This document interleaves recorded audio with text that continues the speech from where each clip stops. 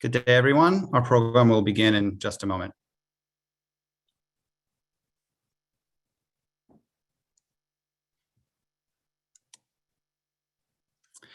Good afternoon, everyone, and welcome. My name is Adam Odesser. I am director of the Stuart Lessons Israel Action Center at the Jewish Community Relations Council of Greater Washington. Before we begin, I'd like to note that this program is being recorded. The JCRC of Greater Washington serves as the public affairs and community relations arm of the organized Jewish community in our nation's capital. We represent more than 100 organizations and synagogues throughout the region. A key component of our work is empowering, training, and mobilizing our community to engage with and advocate for Israel. I'd like to take this opportunity and thank our partners who helped plan today's program, the Greater Washington Forum on Israeli-Arab Issues, the Interagency Task Force on Israeli-Arab Issues, the American Jewish Committee, the Jewish Federation of Greater Washington, and the Embassy of Israel. I would also like to thank the more than 600 people from our region and throughout the country and from Israel who are joining us for today's webinar. Over the past year, we have witnessed numerous developments in the Arab society and in Jewish-Arab relations in Israel. We are honored to be joined today by Gadeer Kamal-Mreeh, Federation and Jewish Agency for Israel Senior Envoy to Greater Washington, and Professor Mohammed Watad, Dean of Law at Zefat Academic College, to discuss these developments. Today's conversation will be moderated by the JCRC of Greater Washington's Israel Commission co-chair, Galia Messika-Greenberg. After hearing from our esteemed guests, we will open the floor to questions. You may input your questions at any point using the Q&A feature at the bottom of your screen. At this point, I would like to pass it over to Galia. Galia, the floor is yours. Thank you, Adam. Good afternoon, and thank you everyone for joining us today. I would like to begin by introducing our speakers. Gadeer Kamal-Mreeh is the Federation and the Jewish Agency Sochnut Senior Envoy to Greater Washington. Prior to this, she was a successful journalist, being the first non-Jewish anchorwoman to broadcast the main evening news in Hebrew in Israel. Gadeer then joined politics and was elected to the Knesset as a member of the Blue and White Party, making history as the first Druze woman to become a member of Knesset. She holds a degree with honors from Bar-Ilan University in medical imaging and social sciences, and a master's degree with honors in international relations from Haifa University. Our second speaker is Professor Mohammed Watad, Dean of the Law School at Zefat Academic College. Professor Wattad is also a senior researcher at the Institute for National Security Studies at Tel Aviv University. He is the first Muslim dean and is the youngest person to become a law school dean in Israel. Professor Wattad specializes in many fields, including international and comparative criminal law, the laws of war and torture, the law on terrorism, and the interaction between law and political science. He is a Haifa University School of Law graduate. He obtained his LLM, Masters of Law, from the Hebrew University and from Columbia University, and his JSD, which is a doctorate in law, from Columbia University as well. He is also the recipient of several prizes of excellence in law, and we are very honored to have both of you here with us today. So I would like to kick off this webinar with sharing some recently released data from Israel's Central Bureau of Statistics, showing that 21% of Israel's population of almost 9.5 million people are Arab citizens. So Arabs continue to represent about 1/5 of the citizens of Israel. With that in mind, 2021 was a pivotal year for Arab citizens and for Jewish-Arab relations in Israel. In May, as everyone may know, Israel experienced some of the worst escalations between Jewish and Arab citizens in recent history. Only weeks later, Israel inaugurated a new government, which included the first Arab party in Israel's history to join a governing coalition. Recently, this young government passed the first state budget in over 3 years, including a 30 billion shekel plan for socio-economic development of the Arab society, and also a budget and plan to combat crime in the Arab communities. So to begin our conversation, I will ask each of our panelists a question. It's going to be a general broad question, and they will each speak for about 5 to 10 minutes. I will then follow up with some more pointed questions, and we'll also take questions from the audience and potentially ask a few questions that were submitted in advance of the webinar if time permits. Gadeer and Mohammed, thanks again for being here with us today. I would like to start with you, Gadeer. This first question is for you. So as we've just heard, throughout your life, you have been a groundbreaking woman, being a successful journalist, the first female Druze in the Knesset, and now the first Druze in Arabic speaking senior envoy, shlicha, in the greater Washington area. Can you please share with us a little bit, how was it growing up in Israel, being both a Druze and a female, and achieving all that you have achieved? And in particular, could you focus on the challenges that you face personally, but also more generally, the challenges you see today in Israel for the Druze community and the Arab community as a whole? Hi all, thank you Galia, thank you all for having me. I apologize, I am sick, positive to COVID, but I will do my best, I'll promise you, in the next 1 hour, because these topics and these issues are so important to me. And there are a lot of aspects, Galia, and levels when we are talking about minorities in Israel. But to your question, I always introduce myself as an Israeli but not Jew, as an Arab but not Muslim, as a minority within a minority, as a interesting complex of West and East. My mother tongue is Arabic. I am an Arab. My religion is Druze. I am Israeli citizen, and good luck with that. A lot of identities, and I realized how much it is important to reach this sensitive balance and to live in peace with those identities. I am the eldest in my family. My father was a contractor. I remember almost on each Shabbat, we had a Jewish family in our home for dinner or for lunch. Most of our best friends were Jews, and imagine how much it influenced your existence and way of thinking as a child when you sit and eating lunch with Jewish people and learning about the other. And we were raised as a very proud Israeli citizens. I remember each Yom Ha'atzmaut, Day of Independence, we were celebrating in the city of Haifa. The sense of belonging was so strong, and I was raised in a way that you are a social agent. You will receive never no as an answer. If you have something to say it. If you believe something should be changed, go and change it. I was a child enrolled in every course or class that you can imagine a child could be enrolled in, ballet and in performance and media and tzofim and delegations and the students council. And I remember when I was 12 years old, I called a manager of a local TV station, and I started volunteering by having and broadcasting my own TV program when I was in the 6th grade. I believed in a very young age in the power of those screens on TV, media, classic media, and today in the new media, when we are talking about shaping and reshaping public opinion. And I then became a journalist and an anchor woman. I can talk for hours about my experiences and different stations, but when I started working in journalism in Israel, I realized how much my power is limited. You can address the issues, you can decide what is the opening item, you can choose your people that you want to interview, but nothing beyond. And on the 4th of August 2018, when after the Knesset legislated the nation-state law, and the Druze community and minorities started arranging demonstrations against the law, I was there covering the event live and talking about equality, and hearing people chanting Shivyon, Shivyon, Shivyon. Those are their demands, Shivyon, equality. And I was there as an anchor woman covering live the event. And half a year after that, I was offered to join politics. And I said yes. After I thought for 3 weeks about it, I said yes because I remember that night of Rabin Square, the nation-state law.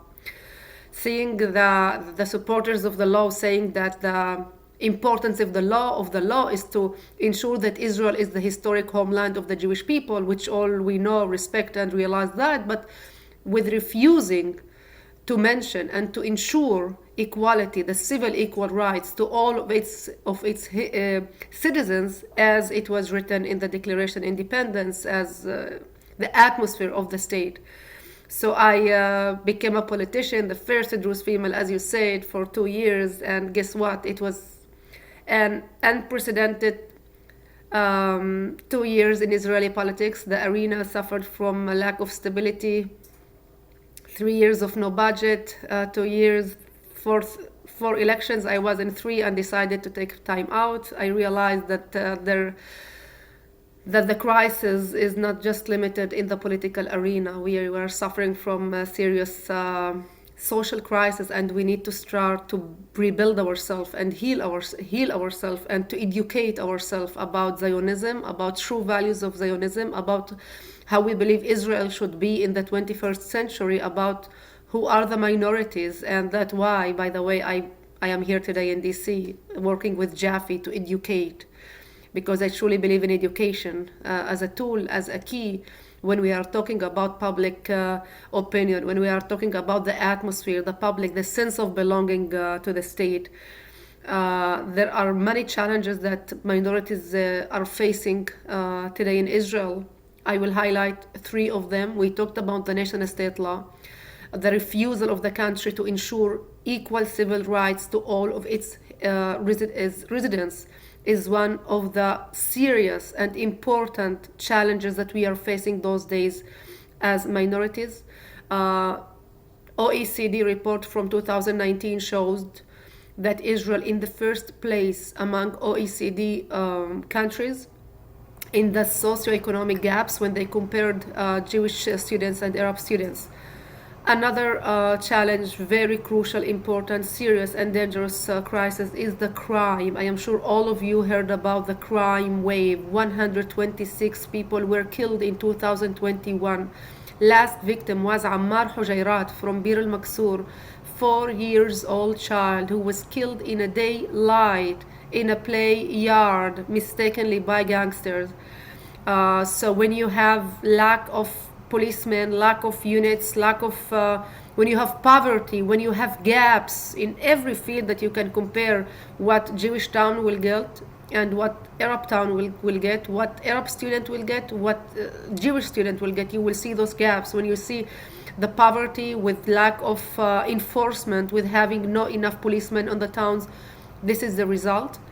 And another, when we are talking in a macro perspective about challenges in the Arab sector, the illegal building, we are suffering from lack of license. There is no, I would say it, the countries didn't do enough in order to work on the comprehensive urban planning for years. And as a result, suddenly the country woke up in 2017 and found that there are 100,000 illegal buildings in the state. The majority of those buildings are in the Arab sector. And we said, we are the first. We want to organize, we want to plan, but give me the carrot. Don't start by giving me the stick. Don't start by giving me demolition orders or by bills, tens and hundreds of thousands of shekels, but give me solutions. And I will give you an example. I lived in Daliat El Carmel, nearby village, Druze village, or Safiya. Last time the comprehensive urban planning in that village was extended or expanded, it was in 1978, which means anything were built beyond the blue line is considered to be illegal building. People, were born, got married, and suddenly woke up one day and realized that they are offenders, even without wanting to be there. And as Biden said here in the US, infrastructure is not just paving streets. Infrastructure influences your daily life. You suddenly have no sports hall. You suddenly have no enough manufacturing sites. You have suddenly more families relied on one financial provider. The socioeconomic status is down. The welfare, the education. By the way, it's not just gaps among Arab sector. It's with the Haredim also. The highest socioeconomic status among Haredim is 2 from 10. In Druze villages, it's 4 from 10, just 2 villages. It means those are gaps and those are issues that we must treat and must fix. The good news is that the new government, and we see in recent months, is starting to work and to fix and to do more. You talked about the budget, 30 billion to the Arab sector. They doubled the budget instead of 15. For the Druze villages, it's 5 instead of 2. We talked about the crime. Now we have a new program, 2.4 billion shekels, new program to defeat crime. We talked about Kamenetz, also, although we put a lot of pressure to freeze Kamenetz law, the law that came with the demolition orders, in order to organize and first and to strengthen the building and the units at first. So we have a partial freezing for 2 years. And last week, I am sure most of you heard about the electricity law. It was a controversial law in Israel, but it is a very good law, because it is coming to give electricity to people who already built their home, but in the procedure, we call it in Hebrew, in ofek technoni, which means they are already in the procedure that is going to be organized in the future. So I would say those are major challenges that we are facing as minorities in recent years. I'm sure that we will cover during the next hour about other issues. Thank you so much, Gadeer. That was, interesting to hear a lot of comments. We will focus on a few of those issues, of course, and thank you again for joining while you're not feeling well. We appreciate it, and we know it's an important topic, and I know you want to have the opportunity to reach out to as many people as possible. So moving on to you, Mohammed, thank you for joining us as well. We spoke about this in the opening. Gadeer just mentioned it too, that we've seen on the one hand, one trend where we saw an escalation in May. We saw tensions going and growing between the Jewish Arab societies. But on the other hand, we have an Arab party in the government. We see as part of the coalition, we see improvements. Another one that, we just mentioned COVID. We have witnessed other Arabs in prominent official roles, such as Dr. Salman Zarqa. He's Israel's chief COVID officer. He's sort of the US equivalent to our Dr. Fauci here. And he's very well respected, head of a hospital in Ziv in Zefat, not too far from you, Mohammed. And we're seeing more of those trends as well in recent times. So with that, can you share a little bit about your personal background too, growing up in Israel and achieving all that you have, but also offer comments about whether or in what ways you see changes to the dynamics between the Jewish society and the Arab society within Israel? Good evening. Thank you. Good evening in Israel. Thank you, Galia, for your question and for your kind introduction. Thank you for having me on this great panel together with my esteemed colleague, Gadeer. My pleasure. I recall myself back in 2006 when I did my postdoctoral studies at the University of Toronto in Canada. It was the first time that when somebody asked me about my name and I said Mohammed, and then I was asked where from, so I said Israel.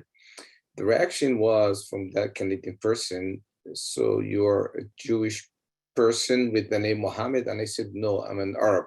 He said, but you're from Israel. I said, yes, in Israel, there are about 20%, nowadays 21% of the population are Arabs. I thought naively that the person was ignorant of my existence as an Arab minority in Israel, but the truth wasn't like that at all. He was trying to challenge me about my identity. Ultimately, I figured out that most of my Arab mates, when they introduce themselves, they say they're Palestinians. They don't say they're Arabs. But then I figured out at the same time that the question of identity is more complicated than I thought. For me, it was kind of clear-cut situation. It's dichotomy. My citizenship is Israeli. My national identity is an Arab. My religion is a Muslim. Clear-cut. But the question wasn't that easy. And I think it was the first time that I started talking about identity issues, trying to figure out how is it to be an Arab minority citizen in a state that defines itself as a Jewish and democratic state. Do we really need to see the Jewish nation of Israel and the democracy aspects of Israel as contradictory to each other? Or we can see that they can be in harmony. It's a question of interpretation. It's a question of how you read history. What is the justification for the establishment of Israel in the first place? And at the same time, what is the justification for the establishment of the Palestinian state once it will be established as an Arab and the democratic state? I started inquiring into very preliminary concepts such as the partition plan, which was the first document to say that two states should be established, one a Jewish and democratic state, and the other one an Arab and democratic state. That now, giving my background, my legal background, and my personal background, I thought all of a second that being a minority is a privilege. It's not my weakest point. I'm privileged, first of all, because I was raised in a family where my parents' friends were both from the Jewish community and from the Christian community. We celebrated Christmas with our Christian friends. We celebrated Hanukkah with our Jewish friends. The Chanukiah, the candle broom, was not something awkward to me. It didn't scare me when I see it. The Christmas tree was something very familiar to me. So I was very open-minded about things. And then I figured out that I know a lot about other religions, about other nationalities, more than they know about me. To that extent, I see that as a positive thing that occurred to me. Now, to what extent that helped me in my understanding my identity and in coping with other issues that I faced when I go to, for instance, to Nadbag, to the airport. Always when I go to the airport and I start speaking Hebrew, no one knows that I'm an Arab. But once they open my passport, all of a sudden they figure out my name is Mohammed, and all of a sudden all the questions become different, and different security scrutiny and checkup, etc., etc., etc. To that extent, I see that being part of this complexity allowed me to advance my career in a different way than all other friends that I used to know once upon a time. So I didn't see myself as being in a kind of unprivileged situation, but I saw in myself who I am, not what I am. And given my name, Mohammed, it's quite easy to know that I'm an Arab and a Muslim. Now, I'd like to jump from here all the way to 2021, because 2021, as correctly and aptly introduced by you, Galia, on its face, it demonstrated a kind of self-contradictions. On the one hand, we saw some kind of new harmony between the Arabs and the Jews, so to speak, of politics and some creative political steps and very brave and courageous political steps. But on the other hand, we saw the May events, namely the events of vandalism and violence from Jews to Arabs and from Arab to Jews, particularly in mixed cities. And when I think about these two kind of lines, I don't think they are contradictory necessarily. On the one hand, the Arab politics in 2021 made one big jump, but it's not really out of nowhere. It's not out of the blue. There was a process towards that. The process started with the establishment of the Joint List back in 2015, with the fact that for the first time they recommended to the President of the State of Israel to grant Gantz, who was a commander-in-chief in the army, to become the Prime Minister of the State of Israel. Then the next step started to become, why not to be part of the government? But at the same time, the concept has become that the question, and I think Mansour Abbas, who is part of the coalition right now, articulated that correctly. The question has become not necessarily that of the definition of the state as a Jewish and democratic state, but rather, what is the status of the Arab citizens of the State of Israel? This is a very important question that needs to be addressed. So if I speak about challenges for the Arab minority in Israel, I see three challenges. The first one deals with their civil identity as citizens of the state in the very individual level. What does it mean for them to be citizens in the State of Israel? Now, my esteemed colleague Gadeer put that straightforward. I mean, all prime ministers of the State of Israel have admitted, thankfully, that the Arab minority in Israel has been discriminated against for ages, institutionally in the State of Israel, to the extent that the gap nowadays between Arabs and Jews in general, all over the country, but also inside mixed cities where Arabs and Jews live together, is very large and it's very deep. Even if you follow affirmative action policy, it is hard to patch up the gaps between the minority Arabs and the majority Jews. So we do need something like the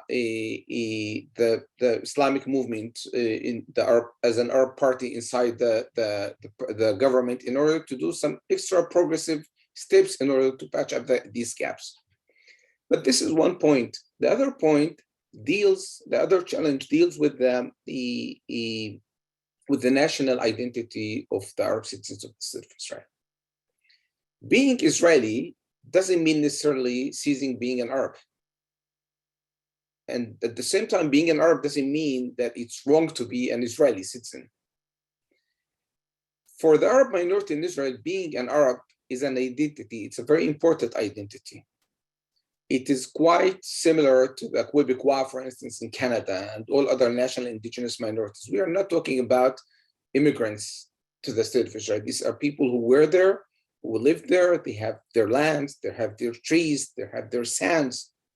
They are part of the roots of the country, and they have become legal citizens of the state of Israel, starting from the partition plan, going through the Declaration of Independence, and up to this day, they are part of the establishment of the state, of the building up of the state of Israel, being lawyers, being professors, being deans, being physicians, being teachers, being engineers, being shlichim of the state of Israel. This is not a trivial move that the Arab minority in Israel have made in the balance, in striking the balance between their citizenship identity and their national identity. But the third challenge that I would like to pose here, and I think for the first time, maybe somebody will be posing this challenge, is the following. As successful as they might be in Israel, there is still a question in Israel concerning the self-legitimacy of the Arab minority citizens of Israel when they play an important main role in making decisions, important decisions. The fact that the Arab party inside the government is not another party, it is one of the most important pillars of this government, and to some extent, it's even the glue of this government. Upon its decisions, things go right and things go left, things go up and things go down. Triggers an issue in Israel. As it might sound, well, we do want them in the government. It's good that they are loyal to the state of Israel as citizens of the state of Israel, but wait, don't put them in that stage. Don't let them become the prime minister of Israel de facto. Now, this question of legitimacy, I have heard it once upon a time, actually in America, when in my usual tours speaking about our minorities in the state of Israel, one of the American Jews posed a question on me about Justice Salim Gibran, who is a deputy president of the Supreme Court, retired, of course, of the Supreme Court of Israel. And he said, well, I do think that in some issues of security or other issues that are related to the Jewish people, such as settlements, he should not be sitting on the bench. And so why so? I mean, he's like a physician. It's a profession for him. Well, I mean, everything has to deal with politics, so it's not legitimate for him to be there. And I think it is time for the Jewish majority right now in Israel to start comprehend the idea that the Arab minority citizens in Israel are not anymore only a minority. They are not anymore just citizens. They have decided to start playing the game differently with the legal tools that the law offers them as legal citizens of the state. It is fair enough, exactly as for the Jewish Orthodox, it is fair enough to play the game the way they want, from the political perspective, from a legal perspective. So this is one of the most important challenges that Israel needs to deal with in the coming future. To conclude this point, I'd like to make a short anecdote of comparison. Usually we do say that for tango, we need two people, which is true. I mean, I don't imagine one person dancing tango with himself. But remember that we don't necessarily need two lovers although it would be great if they will be great lovers. However, it is very crucial that they will be good dancers. And in order for both sides to be able to dance together as good as we expect them, they have to know very well the steps of the tango. And I hope that both sides nowadays know well enough the steps of the tango in order to be able to dance together. Thank you. Thank you. Thank you for that, Mohammed. That was very insightful. I wanted to follow up on something that you both mentioned with respect to the economic and opportunity gaps and really focus on it. I'd like both of you to respond maybe briefly to this because you both bring different perspectives. Gadeer, you bring your perspective as a former Chavrat Knesset, member of Knesset, and a representative of the legislative branch. And Mohammed, of course, your role as a law professor. I know you clerked on what would call, some call our activist Supreme Court, being part of the judicial system. So both of you come at it from different angles, but are there any specific steps or policies that you think are necessary for Israel to take in order to address this opportunity or economic gaps between both of the populations, Arab and Jewish populations that you just discussed and described? And specifically, given your backgrounds, do you think that the changes should be made through the judicial system or through the legislative branch? So maybe we'll start with you, Adil, since Mohammed just spoke. Thank you, Mohammed. I enjoyed listening to you. You are sharing my voice. It's very important. And by the way, it's amazing when they hear your name, Mohammed or Gadeer, suddenly we have same stories. Allow me, Galia, to share a story that happened with me 2 months ago. When we arrived here, we were hiking in the Great Falls. And I called my son Liam. It was dangerous hiking, for a mom at least. And I called him Liam, shwai shwai. Shwai shwai in Arabic, it means slowly, step by step. And suddenly an average American man who was nearby, he said, shwai shwai, Arabic, Morocco? I said, no, Israel. He said, don't you say Palestine? I said, no, Israel. There are Arabs in Israel, almost 20%, 2 million. He said, what?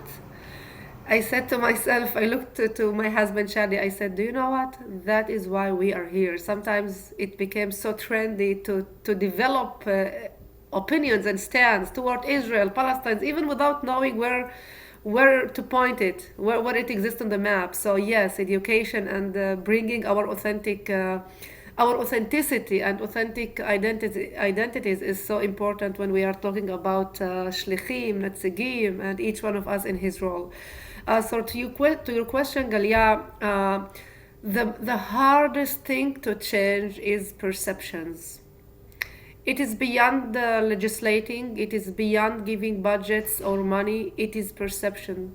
What I think about Muhammad when I see him, what is the first stigma?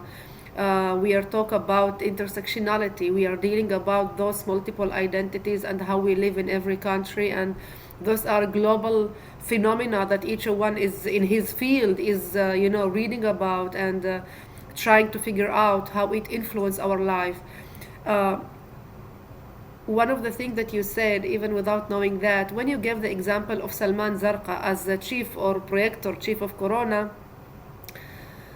I less like giving those examples as success of Israel. I don't want to say, look at Professor Mohammed Watad. He is sitting here educating us and talking about minorities or look at me as a Druze female doing that. We are here, because we are brilliant. We are here, and Salim Jubran, the example that Muhammad gave, the judge in the Supreme Court, the former judge in the Supreme Court, he was there because he was brilliant.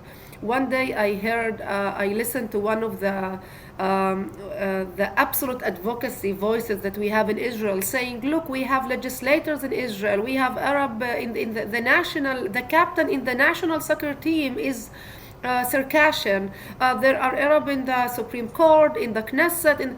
I said, no, I cannot accept that. You cannot use that to say Israel is an equal state or Israel is treating Arabs in a good way, which means those people are there because they are successful, they are smart enough to be in those positions and be given equal opportunities in order to succeed.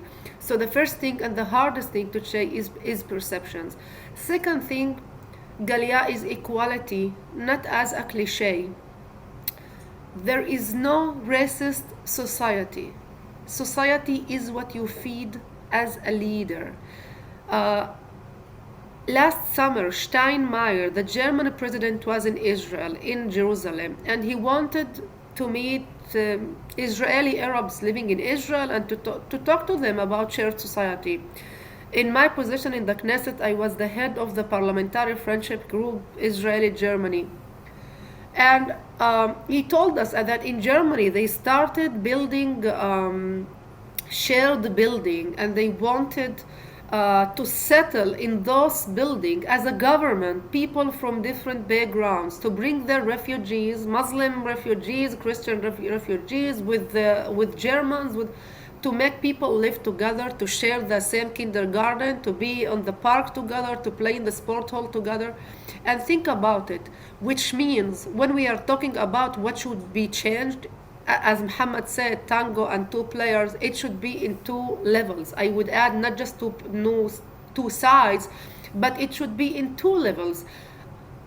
Up, bottom, administration that give the budgets, address the issues, initiate programs, joint programs, of course, and of course to strengthen and to empower the bottom-up initiatives, all the NGOs, organizations, all people, good people that we have everywhere here in the US and in Israel to work together. We need to work in two levels. You cannot just, I always give example of what happened on the 30th of April. 30th of April 2021, Har Miron crowd crash. 45 Jewish worshippers were killed. Do you know who waited for them in Tamra, in Muslim towns? Arab citizens with bottles of water waiting to help the people who were injured. It means the people are good. 10 days after that, the 10th of May, the guardian of the wall, suddenly everything was out of control. Haifa, apropos terminology, I call it the shared society, not the mixed society. In May, in any channel in Israel, you would see the subtitles, Arim Me'uravot, mixed city. Let's call it shared societies. Although the differences, we share something. So suddenly everything was out of control. It means people are good. 2 years ago, there was floods in Nahariya. People from Mazra, Muslim people from Mazra, took their tractors with their time, with their money, came to help their brothers, Jewish people who lost their stores and restaurants. I'm giving those examples, and be sure that there are thousands more examples among the Jewish sector helping Arab sectors, because people in their nature are good. And once you have an administration that can put the real and equal budget, not look at equality as a cliche out of the blue, but really implement equality, really work on closing the gaps, really work on providing equal opportunities, it helps to strengthen our social resilience. Diversity equal social resilience to leadership that understand how to empower and to strengthen the diversity. In Israel, we have an amazing, rich mosaic of people from different backgrounds, with different languages. Sometimes, by the way, it is people look mistakenly to Arabs as a homogeneous sector. You have the Jews and the non-Jews. By the way, I have a problem with this definition, non-Jews. Please define me by saying my name. You can say Arab, not non-Jews. Imagine the Jewish communities here in the US could be defined by saying in the news or everywhere, the non-Christians communities. So this group is not homogeneous group. We have Circassians, Bedouins, Muslim, Jews. You have a lot of groups here. And by the way, Bedouins living in the north of Israel are also different than the Bedouin living in the Negev. Those are living in tents. Those are living in homes. Different challenges, different ways of living. So it means it is very important to understand the complexity and the beauty, and to dive and to learn and to read in a high resolution in order to understand how to strengthen our social diversity and how to strengthen our social resilience as a state.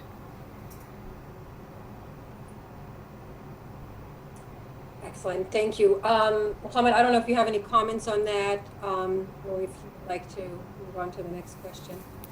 I may elaborate in short. If that's okay. Look, I'm a legal scholar by the end of the day. So my way of thinking is very analytical. There is no doubt, as a matter of fact, there is a big gap that was,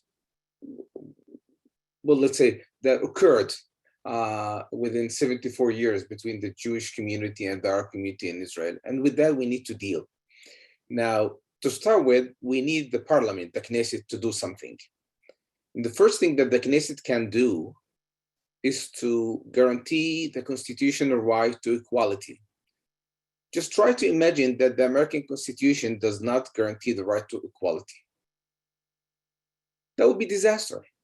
In Israel, we don't have a written constitution. However, we have basic laws. Each of them is granted a kind of constitutional status, legal status. One of these basic laws is called Basic Law, Human Dignity and Liberty. And guess what? It does protect certain rights, but it does not protect equality. Now, guess what again? It does not protect equality, not because of the Arab minority in Israel.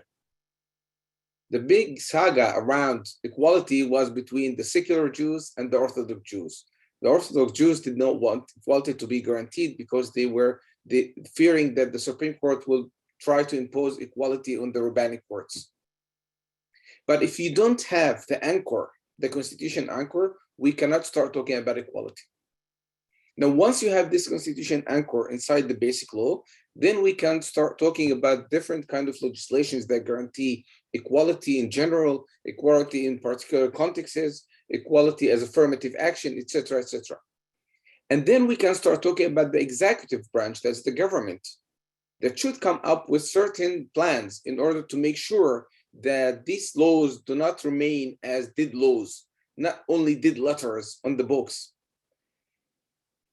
At the same time, I think that the Supreme Court of Israel has played and shall remain playing as such a great important role. I would like to recall the audience with the Plessy versus Ferguson case and the Brown versus Board of Education. In America, this was the Supreme Court of America that decided that the Equal Protection Clause is not or does not prohibit a policy of segregation between white and blacks. But then it was the Supreme Court again in Brown versus Board of Education that the court said separate but equal is unequal. And the American people did not accept this decision in the first round. They thought that it was not legitimate for the court to say so, to impose integration between white people and black people. And then Brown #2 came to the world, where the court issued a decree in order to make sure that the federal police officers take hand by hand both whites and blacks in order to sit together next to each other in schools. So the court does have the power to do so. And I think particularly in Israel, and I will elaborate on that later on about the judiciary in Israel, to play an important role, and so it shall do. Thank you. Excellent, thank you so much. Yeah, and that was actually one of the questions. So you anticipated what I was going to ask you, just about giving a little bit more background in terms of the lack of constitution in Israel and how the Israeli Supreme Court has dealt with it and the basic laws. I know that has been something that some of our viewers are aware of, but others are not. So thank you for talking more about that. We have a bunch of questions coming in through the chat. One of them relates to sort of high tech in Israel, and obviously startup nation. People know a lot about Israeli high tech, and a question to one or both of you, to the extent that you can share, how is the Arab population, the Israeli Arabs, inserting themselves as part of that sort of high tech or startup nation? Is that a way to bridge the gap as well? And one of the questions referred to the military, places like intelligence, Shmona Matayim, et cetera, as being sort of a launching pad for that type of career, and how does that affect the Arab society not being part of that, if it does or not? So I don't know, Adil, maybe you want to address that. We are the startup nation. I read that our GDP is 14 times that of Egypt. Is it 8 times that of Iran, 6 times that of Lebanon, double than Saudi Arabia? We spend 5% of our GDP on research, or on development, more than any other country on the earth. It means Israel today is a high-tech empire, is a regional superpower. Our economy is so strong. Last percentage that I remember is 10%. 10% of our economy relies on high-tech companies. If we talk specifically about Arab minority, you talked about Shmone Matayim and about specific intelligence unit, just Druze draft into armies, so it left Arabs behind. But we see more and more organizations and companies that recruit Arab, and one of the great hubs exists on Nazareth, near Nazareth. We have many Arabs there, very successful leaders in their field. I don't understand and didn't dive specifically about the specific field they are doing among Arab sector in high tech specifically, but I know that this is something that is rising among Arab sector. In the Druze sector, we have one of the organizations recruiting women, religious Druze women, to high tech, working in Amdocs and in Intel. So economy could be a very good base as a part of this procedure calling integration in general in any country. It is researchers prove that it could be very helpful tool to make people work together. By the way, Galia, it's not just about high tech. I always give an example. We talked about IDF, that we can say a lot of things about IDF, but IDF became a melting pot for Druze and Jews. The intensive experience for those two sectors, sometimes you hear people saying, I was 40 days sleeping in a tent fighting Hezbollah near Lebanon with X from Galia, with O from Tel Aviv. It became very strong experience for people living together. By the way, unlike two other sectors in Israel, the Arab sector and Haredim, although the demographic similarity, those sectors less talk about together, although the initiative to bring them to high-tech, in many other aspects, geographically, Arabs and Haredim don't live in same places. They work in other places, they study in other places. So it's not just about high-tech as a circle to bring people together as a way of being integrated. IDF is an example of that, but our role as citizens is to find out which places or which fields we can work together to connect people together. And this is one thing of our work, to try to find out how can connect minorities or females from minorities in Israel to the same field, working in the same fields, to Jewish federations or women or females in North America. So there are a lot of fields to connect people. High tech is one of them, but it is rising. I don't have the enough number. I remember it was 10% among the national, the total population. Thank you. Yeah, no, those are fascinating facts. Mohammed, I didn't know if you wanted to comment on that or take on the next Galia, question. I think the Arab minority in Israel has established their own startup 15 years ago. And their startup has been the following. They have comprehended and even digested the comprehension that they don't need to wait for the state to make one step towards them, but they have to make 5 steps towards the states. And for that to happen, they have to study, to be educated. More and more families, Arab families in Israel, do whatsoever is required and needed in order to make sure that their children get higher education, particularly, and I emphasize, their daughters. Whether you gain your education in Israel or abroad in other Arab countries or in Eastern Europe or Western Europe, whatsoever it's required, you do it. To the extent, and many of the audience might not know that, in the Arab culture, you don't sell your land. If you have a piece of land, you don't sell it. It's kind of your identity, unless you must do that.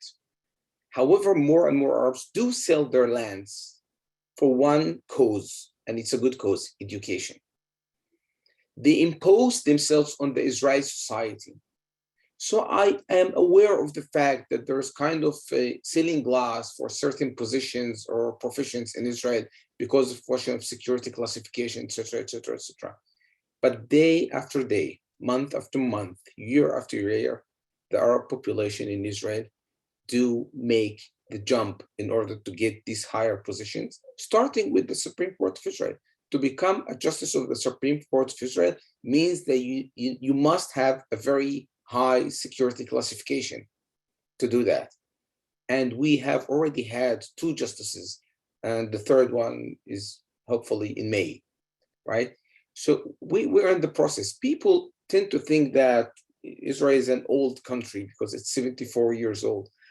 Speaking of constitutional law, I'd like, without any insult to American law, of course, but the Israeli constitutional law is more diligent than the American constitutional law. It took Americans more than 100 years to decide that separate but equal is not equal. It took Israel 50 years to decide that separate but equal is not equal. Which means something is happening. And the recent, very difficult and complicated government that was established means a lot to me as a citizen, without making any political statement. I'm not a politician, I don't speak politics, I have judicial aspirations. However, for me to see that Arabs and Jews in one government, to see right and left in one government means a lot. Means that something is happening in the society. By the end of the day, the government reflects, it mirrors the Israeli society. And if Israel has missed for 74 years something, it has missed the Israeli citizenship. We speak of Arabs, we speak of Jews, we don't speak of our Israeli citizenship. But it does exist on the ground. And it's time for the politicians to give it an official status. Thank you. Thanks for those comments. A couple of questions that came in through the chat that are around sort of the same issue. If one or both of you can offer comments generally on the Arab-Israeli society's views, if there are any, or if not, just your own, in terms of the BDS movement and calling Israel an apartheid state. Are you able to offer any comments as to that movement, or just generally that notion that we know people have accused Israel of? This is something that we are facing here in North America, BDS movement. And personally, I do not believe in boycotts. I do not believe in sanctions as a successful tool when we are talking about diplomacy between partners, between people and civilizations and countries that understand where they are seeking or what the procedure that they need to work in. Sorry. But this is something that I encourage people always to come and talk about. It means sometimes people are afraid to criticize, and I say, you criticize when you care. I will be afraid when those people, when people among Jewish communities in North America, when Jewish students will stop doing anything, will stop criticizing, because I want them to come to understand that there is always table and room to come to talk, to agree and to disagree, and to go to details and to dive and to learn history and facts and numbers and evidences, and to try to figure out and to know their stance uh, based on knowledge without those superficial propagandas. We are not a totalitarian regime. We are not living under dictatorship. We are enjoying freedom, and we can talk together. This is the beauty of Israel. We have the ability to learn from our mistakes if we do mistakes. We are strong because nobody is above the law. We are still the rule of the law. By the way, what happened on the 13th of June, 3 minutes to 9, when the Knesset vote of confidence in Naftali Bennett's new government, just Bibi stood up, went to the chair of the opposition leader. Meanwhile, Lapid even didn't finish collecting his papers, and Naftali Bennett came and sit on the chair of the prime minister. This smooth transition of power is something that mustn't taken for granted. Even in the most democracies, we saw what happened here in the 6th of January. Although 2 years of, totally bad, tough atmosphere, we didn't see mob storming the Knesset, or as we saw here in the capital. We didn't see army in the streets. It was a remarkable display of resilience. We are still a vibrant democracy, no matter what happened to us. We know how to find our way back towards stability, and this is the beauty. So I encourage people to come to talk. I always encourage people, don't talk about them, talk to them. Do you want to learn about the Muslims? Go and talk to Muhammad and take his authentic opinions about the challenge that his group is facing right now. Go to talk about Circassians and Bedouins and learn about everything here and there from first hand, in person. So I really don't believe in BDS or in sanctions as way to deal and to work between partners. There are always in diplomacy many other effective tools to deal with and to reach solution by them, not by boycotts. Thank you, Gadeer. Mohammed, do you want to offer a comment or two? Yeah. We're running out of time, but. Yeah, I'll make that short. Look, luckily I have written intensively about these issues already, and I expressed my views. Calling Israel, describing Israel as an apartheid regime means either people are ignorant of what apartheid means, or they're willing just to tease Israel by, defining Israel as an apartheid. Of course, there is discrimination in Israel against our minority and against other minorities, by the way, against women. Women, by the way, they're a majority in terms of numbers, but still they're weakened groups. And discrimination exists everywhere in the world. It's not good. We have to do everything in order to, first of all, acknowledge its existence and then cope with phenomena of discrimination and try to make things better. But apartheid is something different.